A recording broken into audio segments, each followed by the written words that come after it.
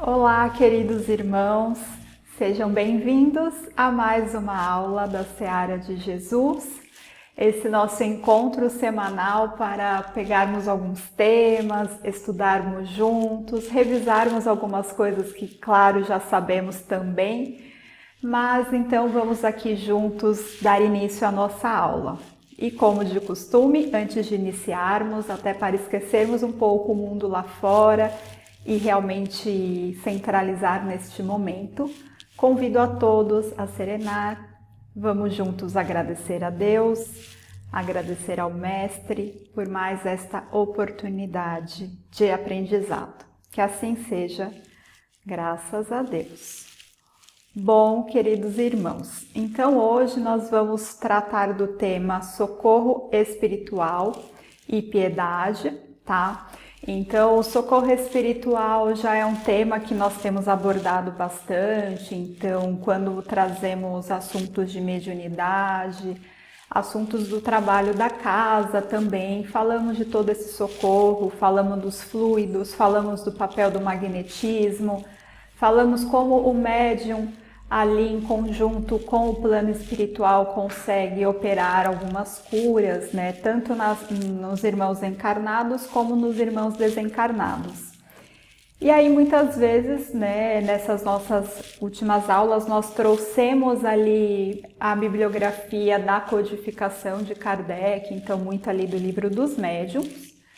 E hoje nós vamos sair um pouco dessa codificação e vamos aprofundar naquilo que nós chamamos de bibliografia complementar do Espiritismo.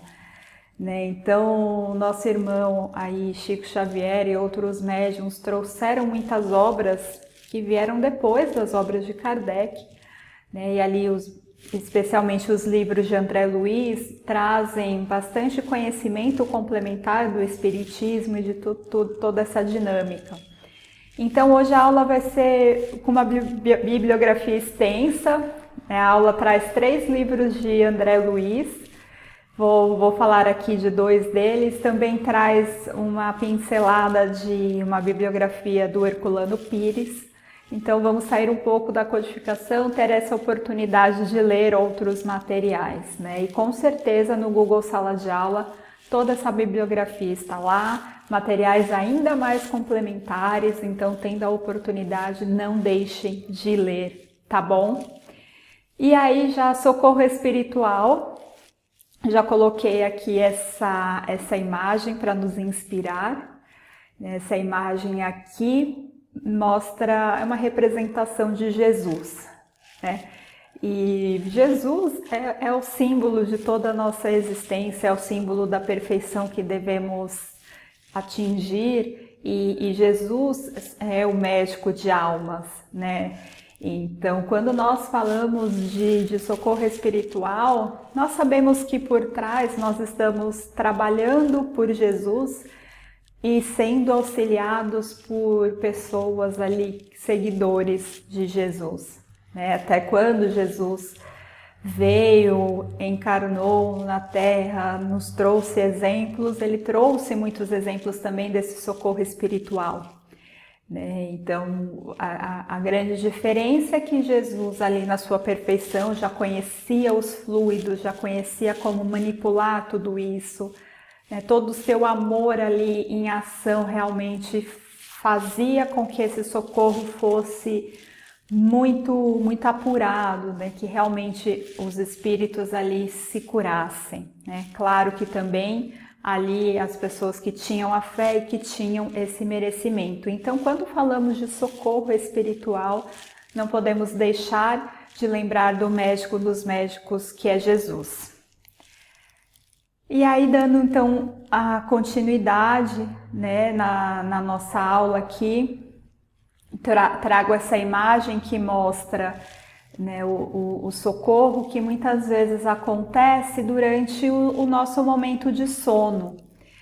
Nós falamos bastante também nas aulas passadas sobre o trabalho da casa espírita, a cura dos encarnados, mas nós sabemos que durante o nosso sono nós também nos desprendemos do nosso corpo físico, né? O momento do sono é um momento que nós conseguimos reconectar com o plano espiritual, né? E ali os irmãos acabam aproveitando desses momentos também para nos auxiliar, tá? E aí uma das leituras da aula de hoje é o Missionários da Luz, capítulo 7, que chama Socorro Espiritual. E aí eu vou tentar trazer um pouco do que fala esse capítulo, tá? Para que a gente conheça um pouco da história. Claro que eu não vou conseguir aqui trazer com toda a riqueza de detalhes da obra, né? Mas vai ser proveitoso para nós discutirmos um pouco, entender alguns detalhes, né? Chamar a atenção para alguns pontos importantes e que são bacanas para o nosso aprendizado. Então, há alguns personagens, né, desse capítulo. Então, André Luiz é um personagem. André Luiz, ele nos livros, né, e no Missionários da Luz, ele já tem uma posição ali que ele consegue ser um trabalhador, né, ele já consegue participar lá das atividades de socorro junto com as caravanas, né, espirituais lá em Nosso Lar e nas redondezas. Mas mais do que um trabalhador socorrista, ele ainda é muito aluno. Então ele sempre tem um olhar muito curioso para as cenas, né, para as situações das quais ele participa. Ele sempre tem esse olhar muito curioso e é justamente esse olhar que ele tenta transmitir para nós. Então ele faz perguntas, ele observa e ele descreve isso na psicografia, e é justamente esse papel de aluno que faz nós termos acesso a essas informações, né? Então, durante a leitura do livro, nós acabamos ali nos colocando também nessa posição um pouco de André Luiz, assim, entre aspas, mas nessa posição de absorver ali o máximo de conhecimento. E aí André Luiz, ele está participando de um trabalho junto com o Alexandre, que é o dirigente médico espiritual. Então ali eles caminham buscando irmãos que necessitam de ajuda, né? E aí chega a irmã Justina. A irmã Justina, ela é uma mãe desencarnada, ela é mãe de Antônio. Antônio é um homem que ainda está encarnado, mas já por volta dos 70 anos. Né, ali na história fala de Antônio, fala das suas filhas ali, que são as netas de Dona Justina, né? E aí Justina chega até Alexandre de forma muito conturbada ali, muito preocupada, realmente ali, bem aos prantos assim, e ela comenta, né, com Alexandre que ela tenta ali auxiliar o filho que está dormindo, e esse filho está prestes a desencarnar. E aí ela fala assim, poxa, eu já tentei de tudo, mas as minhas forças, as minhas possibilidades não foram suficientes, Alexandre, por favor me ajude. E aí ela ali esclarece, né, porque, poxa, eu preciso ajudar Antônio, ele já está por volta de 70 anos, ele está prestes sim a desencarnar, mas antes dele retornar à pátria espiritual, ele precisa resolver ainda alguns problemas familiares. Então eu preciso que ele tenha pelo menos mais uns 2 meses de vida. E aí Alexandre fala assim, nossa, eu conheço seu filho, eu sei deste caso, estive com ele alguns dias atrás. E o que se passa justamente é que, por conta de seus pensamentos, suas angústias, ali ele acabou desenvolvendo um coágulo nas veias sanguíneas, né? Como uma artéria ali entupida, vamos colocar assim, de forma mais leiga para nós entendermos, né? Eles acabam utilizando até uma linguagem um pouco mais médica, mas ele fala isso, né? Então, assim, é deixado bem claro que apesar de Antônio ser um homem bom, ser um homem do bem, ele deixou ali se levar por desesperos, por pensamentos pessimistas, por toda essa nuvem de falta de fé, de falta de esperança, e isso ali causou uma debilidade, né? E aí eles vão imediatamente até o local onde Antônio repousa, E aí André Luiz conta, né, que na visão, ele tem ali a visão realmente do corpo físico desse homem, e quando ele observa ali, ele realmente observa como esse coágulo está ali, né, nas veias principais que estão ali próximas ao cérebro, e é mencionado, é questão de instantes para que isso se rompa, para que isso venha a ser um derrame e que essa pessoa venha a desencarnar, né? E aí Alexandre então começa esse auxílio aí de Antônio. E aí começa uma parte muito interessante, porque existe o irmão Francisco, que é um dirigente dos socorristas. Então, o irmão Francisco, ele cuida de um grupo que fica passando em vários locais e observando pessoas que precisam de muito auxílio. E aí Alexandre chama o irmão Francisco, que estava nas redondezas, e pede ajuda, né? E aí Francisco fala assim, irmão Francisco fala assim, poxa, tive uma ideia, vou buscar Afonso, que é um moço encarnado, tá? Então vou buscar Afonso porque ele tem os fluidos aí que são necessários para esse socorro. E aí ele sai buscando Afonso, já deixa alguns outros irmãos ali que o acompanham, já ali fazendo um auxílio junto com Alexandre, né? E ali André Luiz observando a cena, e aí Justina, que é a mãe, fala para Alexandre, poxa, mas já que nós precisamos tanto desses fluidos espirituais para operar esse socorro, as minhas netas estão dormindo no quarto ao lado, né? Naquele desespero, poxa, eu tenho fluidos aqui no quarto ao lado, é só pegar os fluidos das minhas netas e vamos embora, né? E aí Alexandre, com toda a delicadeza, fala, então, nós precisamos de fluidos mais purificados, fluidos realmente ali de pessoas que têm o pensamento mais aprimorado, mais melhorado, mais voltado para o bem. E numa situação delicada como aquela, dá a entender que são fluidos que poderiam ali realmente ser danosos, que não iriam auxiliar, né? E aí chega Afonso e André Luiz descreve a cena e é muito parecido com o que nós vemos durante o socorro físico, né, de nós aqui durante os trabalhos da casa, porque Afonso conta, né, que Afonso faz a imposição das mãos ali no cérebro, né, na região ali da cabeça, onde está o coágulo. E Alexandre ali faz esse apoio, claro, e aí André Luiz fala assim, Alexandre parece realmente uma máquina de transfusão de sangue da época que eu era médico na Terra e via essas transfusões, porque é possível enxergar realmente esse fluxo de fluidos saindo de Afonso e passando para Antônio, né? E ali aquele coágulo de sangue se dissolvendo, tá? E aí eles ficam ali por mais ou menos uns 15 minutos fazendo essa transfusão, essa doação de fluidos.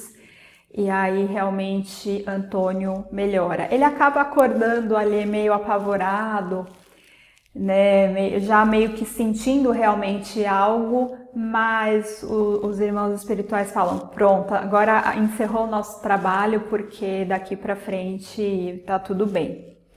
Né? E aí Alexandre, para finalizar, ele dá uma orientação para Justina e ele fala, olha, realmente conseguimos mais alguns meses para que seu filho resolva, né, as questões que ele precisa resolver, e sabemos que isso é importante, mas não vai ser mais do que 5 meses.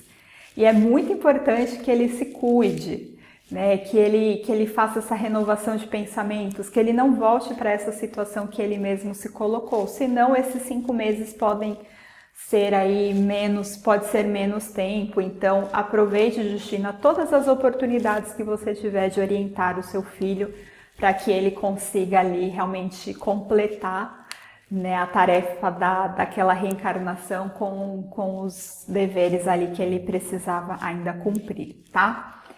E aí nós passamos então por esse primeiro exemplo, e aí vamos ver aqui nos slides se passamos por todos os pontos importantes dessa lição. Então, em relação à ajuda espiritual noturna, ela é mais intensa, como eu comentei, o pedido da mãe preocupada, um pedido urgente, e aí nós sabemos sempre, né? Às vezes nós somos auxiliados não diretamente pelo nosso mérito, mas diretamente pelo mérito de outras pessoas que intercedem por nós, que pedem por nós, que são nossos irmãos, nossos amigos benfeitores, e pedido de mãe é pedido de mãe, né? E mãe é mãe, e ela ali acompanhava o filho, né? E conseguiu observar a situação a tempo e, por seu mérito, buscar essa ajuda e conseguir essa ajuda.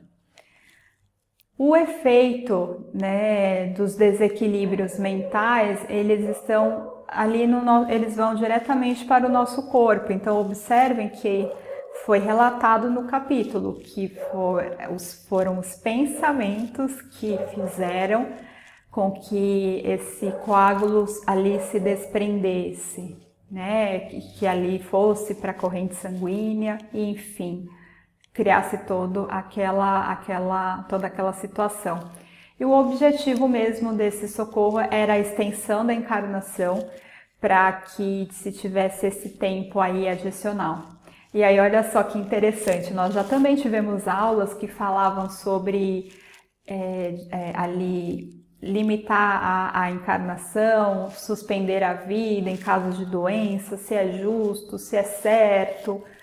E de repente a pessoa ela precisa apenas de alguns dias para resolver uma situação. Às vezes uma criança desencarna ali nos primeiros dias, é trágico, é triste, claro que é, mas às vezes era só um complemento de encarnação que aquela pessoa precisava, né? Então olha só como é importante nós cuidarmos da nossa saúde física, da nossa saúde mental, né, e respeitarmos ali o tempo de Deus, né, os compromissos que nós fizemos aí com a nossa reencarnação. Então aqui é uma imagem que exemplifica essa transfusão de fluidos magnéticos durante o socorro, realmente como se fosse uma doação de sangue. Alexandre pontua então a importância da ajuda de cada um.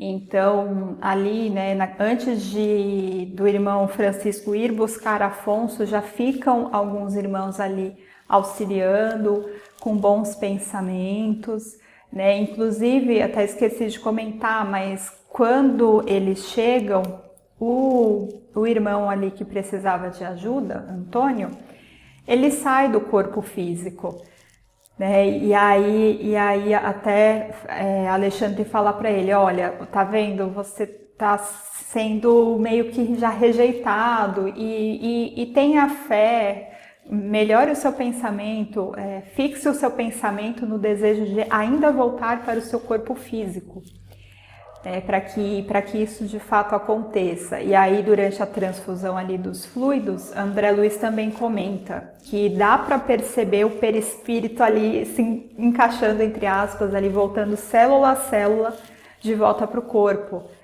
né? Então, olha só a importância de todo mundo nesse trabalho. E a qualificação do nível do doador. As filhas, né, eram filhas, estavam próximas, mas não estavam aptas a doar os fluidos aí para esse trabalho. E aí nós retornamos, né, vamos nos colocar de novo aqui na nossa casa espírita quando nós estamos fazendo um trabalho espiritual.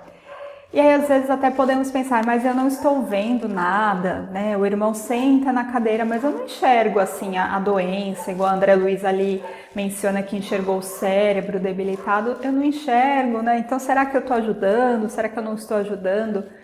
Mas a maior ajuda, a mais necessária é estar com os pensamentos limpos, é ter a vontade de auxiliar.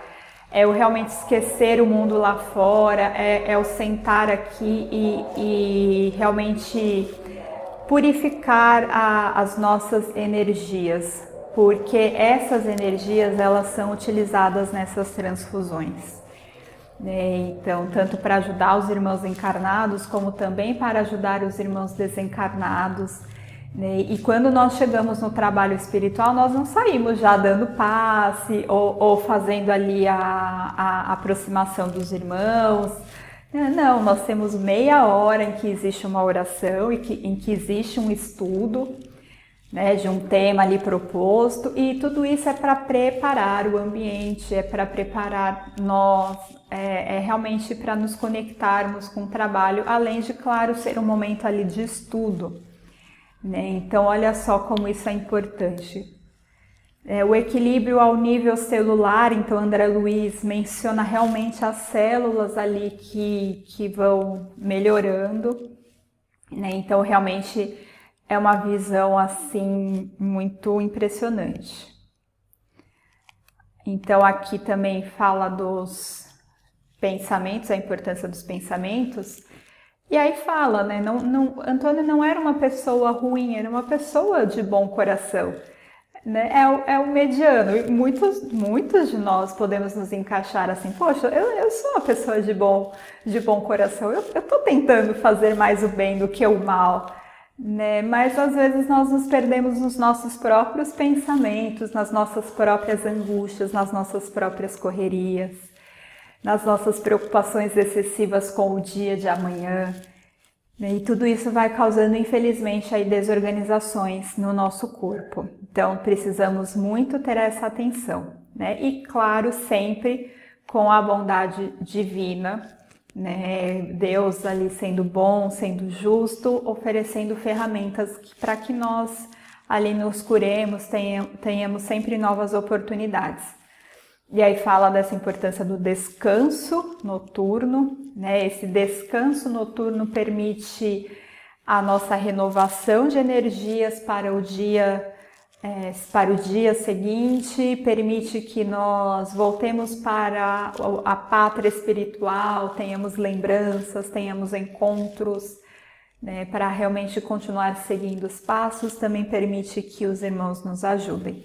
Né? E aí também vale lembrar a importância, né, da prece ali antes de dormirmos, realmente para conectar aí com a nossa pátria, né? E aí essa ajuda ela vem da prece mais o fluido dos desencarnados. E aí, Dr. Bezerra de Menezes dizia: filhos, toda doença tem a sua origem nas imperfeições do espírito que reflete sobre as células que lhe constituem o corpo material, os desajustes da consciência. E Chico também complementando: a doença é uma espécie de escoadouro de nossas imperfeições. Inconscientemente, o espírito quer jogar para fora o que lhe seja estranho ao próprio psiquismo. Na realidade, toda doença no corpo é processo de cura para a alma. Então, a doença é porque nós já estávamos doentes antes, o nosso interior, o nosso psiquismo. Né? Então, quando isso se tornam sintomas físicos, é porque nós estamos tentando ali jogar para fora algo que está nos fazendo mal, né? É o corpo ali tentando se defender de vermes, de bactérias perniciosas. Então, a doença ela acaba sendo importante porque ela acaba sendo o ponto inicial ali da cura, né? E é importante curarmos, e quando curarmos, nós irmos ali não só nos sintomas, mas entender o porquê das doenças. Né? E ali realmente na causa da doença. Né? Então, poxa, eu tive uma dor de barriga, tá bom? Eu posso tomar ali um remédio ali, algo que vá melhorar este sintoma. Mas espera aí, por que eu tive essa dor de barriga? Será que eu estou comendo algo que não está me fazendo bem? Será que eu tive algum excesso? Então, eu tenho que entender essa causa, né? E não apenas o sintoma. E as causas das doenças geralmente são as nossas imperfeições. Então, a doença acaba sendo uma forma ali de atuar nessa causa e promover o nosso progresso. Né? E aí, reflexões. Será que estamos ficando então doentes pelos nossos pensamentos? Será que estamos dando condições para receber o auxílio de nossos benfeitores espirituais? Estamos sendo úteis para as equipes de socorro espiritual, né, durante esses trabalhos? E temos usado a prece como profilaxia e como remédio, né? Pois bem, e aí nós temos mais um livro, mais um exemplo dessa vez nos domínios da mediunidade, que olha só, também é o capítulo 7, também é socorro espiritual, não foi um erro. Mas esse capítulo também é bem interessante. Esse capítulo, ele já é mais relacionado aí ao que nós vemos geralmente no centro espírita, tá? Então nós vamos ter aqui o personagem de Libório, que é esse espírito que precisa ser socorrido.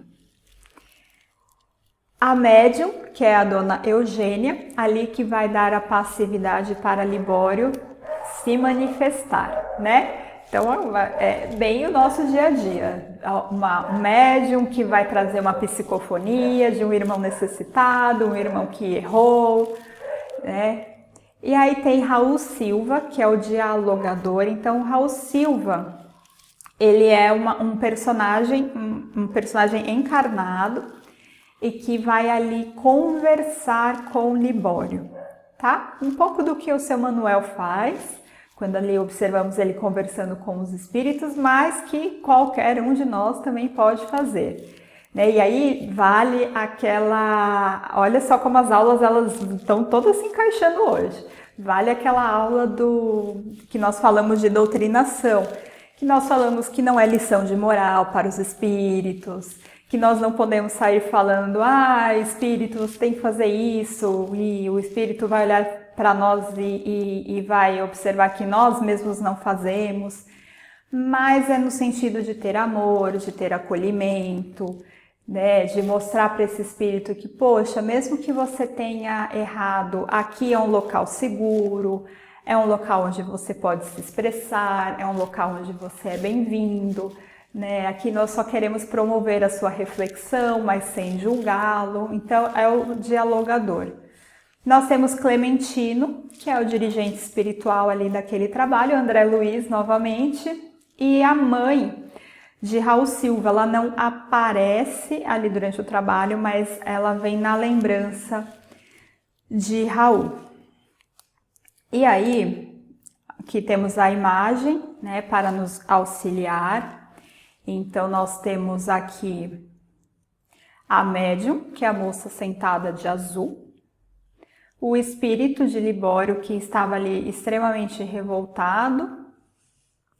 Nós temos o dialogador, Raul Silva, que é o moço em pé, e olha só que ele está ali sendo auxiliado, né, pelo plano espiritual, tá? E aí nós também podemos observar nessa imagem os fluxos, os raios de energia que estão saindo ali. Tem alguns raios que são mais... estão em maior quantidade ali, que liga realmente ali os perispíritos, né, de Libório e da médium. Então percebam ali que existe uma ligação fluídica, tá? Existe ali o plano espiritual fazendo uma imposição de mãos, né, com esses fluidos para auxiliar no trabalho. Mas percebam que tem outras pessoas ali sentadas participando do trabalho, e essas pessoas, elas também existem raios ali de energia saindo dessas pessoas e se conectando. Então, na verdade, no trabalho existe ali um ponto principal, claro, né, que Libório vai começar a falar, mas todos os trabalhadores ali estão conectados e estão fazendo um auxílio, né? Então, são esses jatos de energia. Bom, Libório ali está super revoltado e a Raul começa a conversar com ele. Não, irmão, vamos lá, né? Você aqui é bem-vindo, você vai ser socorrido, né? Toda aquela forma muito acolhedora, muito amorosa. E Libório ali começa, mas você é o quê? Você é um padre? Você é um doutrinador? Você é isso? Você é aquilo? E ali Raul continua, não, né? Todos aqui querem o seu bem, querem que você ali realmente tenha oportunidades, vamos lá. E aí Libório vai meio que amolecendo, e aí em determinado momento André Luiz conta que o plano espiritual chega com um aparelho que é como se fosse uma tela branca, mais ou menos de 1 metro. E aí essa tela, olha só que interessante, ela começa a projetar as lembranças da vida de Libório, tá? E como é que isso acontece? No livro, né, André Luiz pergunta, nossa, mas o que é esse aparelho? E aí explicam para eles. Esse aparelho se chama condensador ectoplásmico. O que ele faz? Concentra os raios de força da reunião, reproduzindo as imagens que fluem do pensamento do comunicante. Então vamos de novo. É um aparelho, tem esse nome de condensador, ele concentra os raios de força da reunião. Então percebam que para aquela projeção de imagem, os raios eles estão saindo não só do Libório, mas de outras pessoas, outros médiuns ali na reunião. Então, novamente, o trabalho ele é todo conectado, né? Então, olha a importância de termos bons fluidos à disposição do plano espiritual, porque senão nós chegamos no trabalho, não temos o que oferecer, o plano espiritual não tem de onde tirar essa energia para auxiliar os irmãos. E aí o Libório projeta a tela e começa a passar o filme, o famoso filminho da nossa vida. Aí passa o filme da vida dele. E aí qual é a história de Libório? Ele ali tinha a mãe doente, então aparece ali na tela a mãe acamada, e a mãe ali pede um auxílio, já está no fim da vida, e Libório não dá atenção. Ele pega o dinheiro da mãe, um dinheiro escondido, e sai por 4 dias de carnaval. E aí fica na farra do carnaval, sem dormir, bebendo e outras coisas mais que não são detalhadas no livro. Mas depois de 4 dias ele chega naquele estado na casa dele. E a mãe ali já estava tão debilitada que nem o reconhece mais. Acabou nesses dias sendo ali cuidada pelos vizinhos. E aí Libório resolve então se deitar. E aí é algo bem curioso, porque na época, é um livro antigo, então na época, para ter o aquecimento se ligava como se fosse gás, só que era um gás como se diz? O gás ele era como um sonífero. Então Libório chega naquela situação ali de ressaca, ele deita, liga o gás que iria aquecer o banho, que ele queria na verdade tomar banho, e esse gás acaba intoxicando e assim ele passa para o plano espiritual. Então imagina chegar nessa situação, né, nessa morte boba, né, e ainda tendo agravado, né, esses débitos por conta da situação da mãe. E aí a hora que ele vê, né, porque ele vê a cena, ele começa a cair em si, ele fala, não, é verdade, tudo isso aconteceu mesmo, né, e aí ele causa ali um mal-estar, mas ele acaba que como ele se desvincula de toda a sua ira, de toda a sua prepotência, ele consegue ser recolhido, socorrido pelo plano espiritual. Tá, então olha só, um capítulo de um livro, o tanto de detalhe que a gente consegue estudar. Né? Então essa é a famosa telinha que nós já ouvimos também falar em outros momentos. E aí, pessoal, nós temos o terceiro exemplo. Esse eu não trouxe porque ia ficar muito extensa a aula, ainda quero falar alguns outros temas, mas leiam, né? Quem tiver a oportunidade, também de André Luiz, Entre a Terra e o Céu, dessa vez capítulo 34, mas o título Em Tarefa de Socorro. Tá? Então, bem interessante também. E aí nós vamos entrar agora nessa parte de medicina espírita. Então tem o livro aí de Herculano Pires, que fala um pouco sobre esse assunto, e aí eu trouxe alguns trechos para nós estudarmos. E aí, novamente, uma imagem de Jesus, e ali junto com os médicos.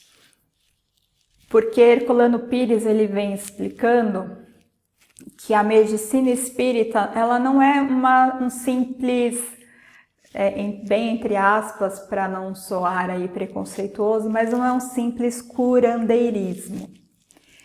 Não é, nós temos, desde antes do espiritismo, nós temos aí na nossa sociedade, poxa, aquelas pessoas que são curandeiras, vamos lá, vamos fazer uma reza, vamos benzer. E aí com o estudo nós vamos entendendo o que é mediunidade, tudo isso. Mas é muito mais complexo do que simplesmente fazer uma cura, uma reza. Na verdade, Herculano Pires explica que a medicina que existe na Terra, ela já é super complexa. O médico ali precisa realmente estudar muito, entender de biologia, entender de química, tem uma série de exames, existe toda uma complexidade. E a medicina espiritual é ainda mais complexa,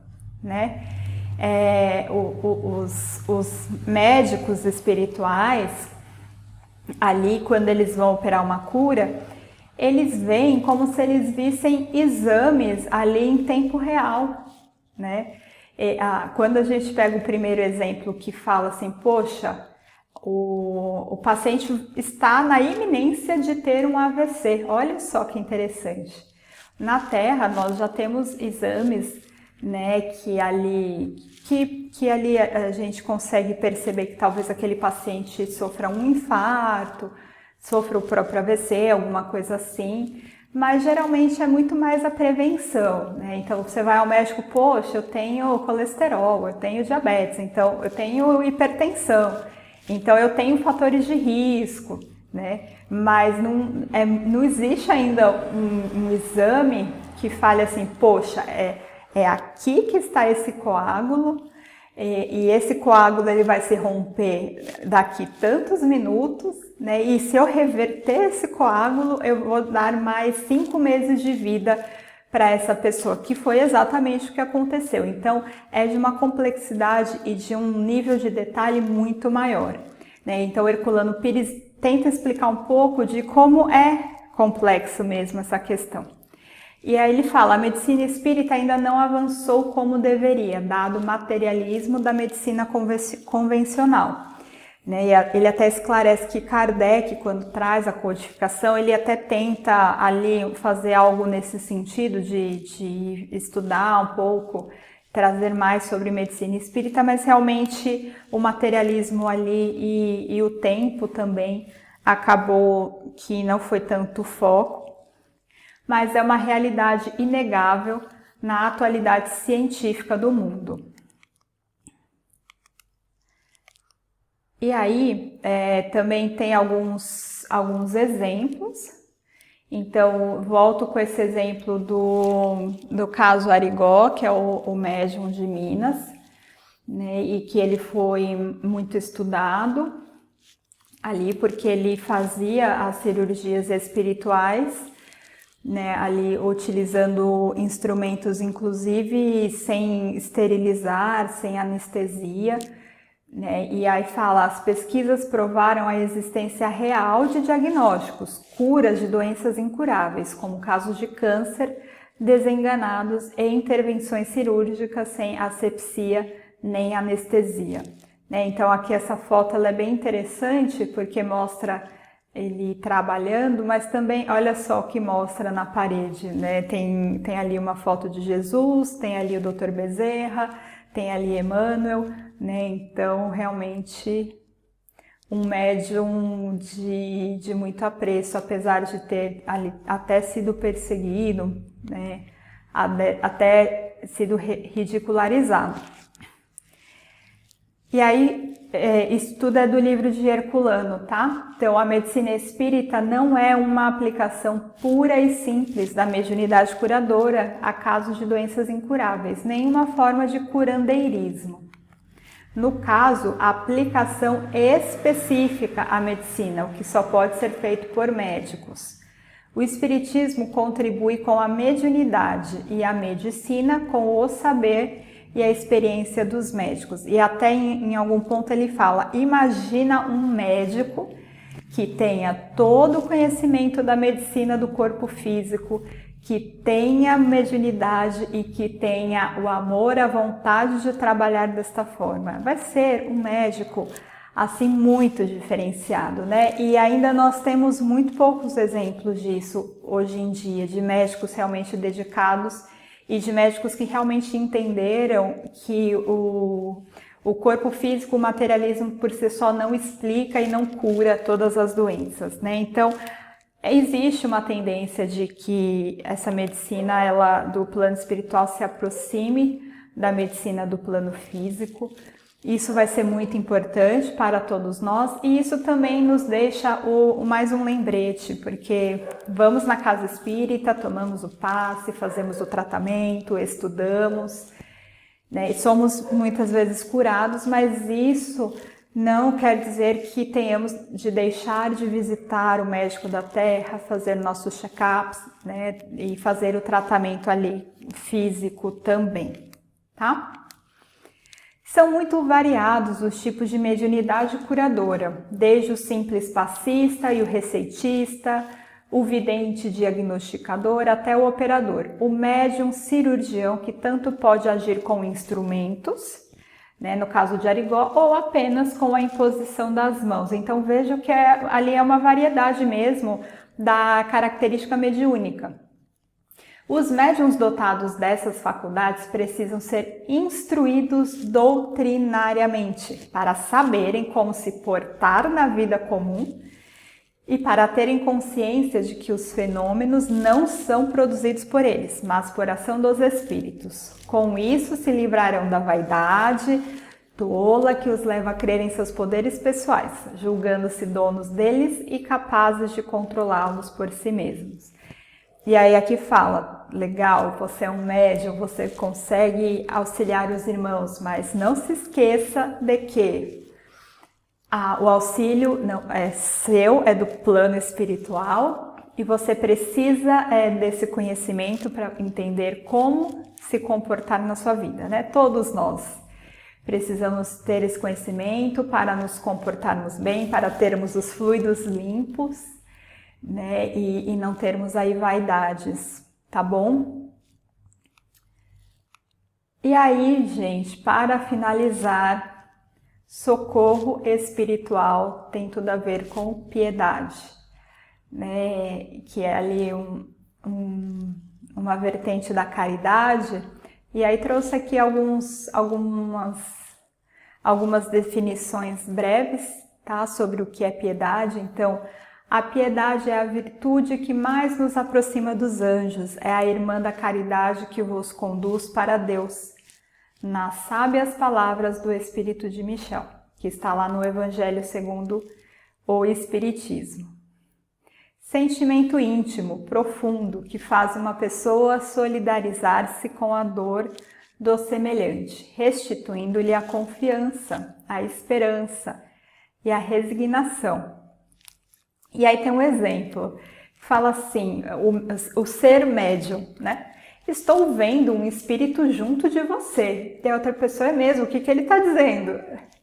Aí o espírito, ele não vale nada, me fez sofrer. Aí o médium, não, ele está falando que você precisa se esforçar para ser uma pessoa melhor. Então a piedade é isso, a piedade é nós sabermos oferecer o consolo e oferecer as palavras e sermos caridosos de forma que restaure a confiança, a esperança e que faça a outra pessoa ser melhor. Né? Imagina, olha só como como existe uma responsabilidade grande em ser médium. E aí, até no livro do Herculano fala isso um pouco. Porque existe o médium que ele não tem consciência daquilo que é dito, né? Assim, ele recebe a mensagem ou uma psicografia mecânica, por exemplo, e ele simplesmente escreve sem ter a consciência ali do que realmente está acontecendo. Mas a grande maioria dos médiuns não tem essa mediunidade mecânica, né? Então, sempre passa pela consciência, pelo cérebro, a mensagem que o espírito quer deixar, né? E aí o médium ele precisa também atuar como filtro. E aí eu não estou dizendo assim, poxa, tem que mudar a mensagem, então é uma farsa. Não, nada disso. Mas o médium tem que saber conversar com o espírito comunicante e orientá-lo ali no momento da mensagem. Por exemplo, para que realmente não tenha ali um problema mesmo no trabalho.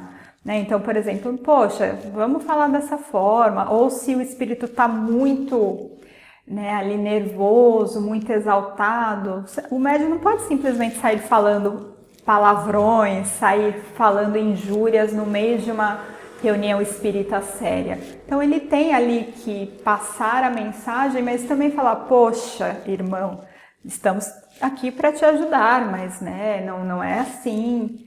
Né? Não pode deixar essa falta de respeito passar, né? Por exemplo. Então o médium ele acaba sendo esse filtro. E esse exemplo da piedade é muito isso, de assim, o espírito tá falando, esse aí não presta, esse aí só faz coisa ruim. Você não pode falar isso para uma pessoa, mas você pode dar um conselho de, poxa, será que não vale a pena você se melhorar? Né? Isso é a piedade. E aí Caibar Schutel fala que a verdadeira piedade, no entanto, é filha legítima do amor. Não perde tempo na identificação do mal. E, além do mais, devemos considerar a piedade sempre como um instrumento ativo, ou seja, ela nos induz à prática do socorro material ou espiritual. E aí, pessoal, finalizamos então a nossa aula de hoje. Né? Acho que conseguimos aí trazer bastante exemplos e temos 2 perguntas, tá? Para o Google Sala de Aula, para nós escrevermos lá um pouquinho. Então, explique com suas palavras como o plano espiritual interfere nas curas. Então não precisa escrever um texto de 10 linhas falando sobre tudo de curas. Claro, se quiser ali para colocar o aprendizado ali com os colegas, pode. Mas assim, dá um exemplo mesmo de algo que já viu na casa espírita, de algo que ficou sabendo, algum sonho que teve. Muitos conseguem ter a visão nos sonhos e lembrar no dia seguinte. Mas fala ali como que o plano espiritual nos ajuda, então, nessa cura. Né? E a outra pergunta, o que é então esse sentimento de piedade? Tá bom? E assim então, queridos, eu me despeço com uma imagem sempre de Jesus, nosso grande médico espiritual, e essa reflexão de o dia em que o homem praticar a piedade pura e verdadeira ensinada por Jesus, reinará na face da terra a concórdia, a paz e o amor. Fiquem todos com Deus, em paz e até uma próxima oportunidade, que assim seja.